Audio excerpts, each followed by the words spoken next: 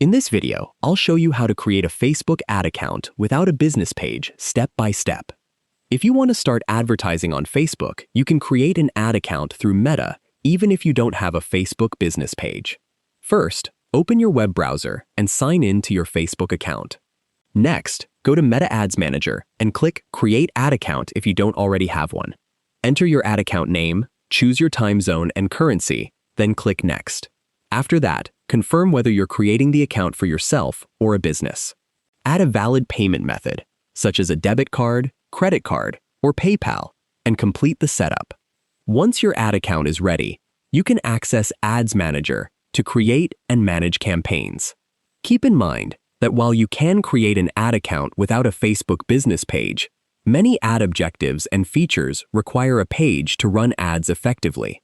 If you plan to promote products, services, or build a brand, creating a Facebook business page is highly recommended. That's how you can create a Facebook ad account without a business page. If you found this video helpful, please like the video and subscribe to the channel for more easy app tutorials. Thanks for watching.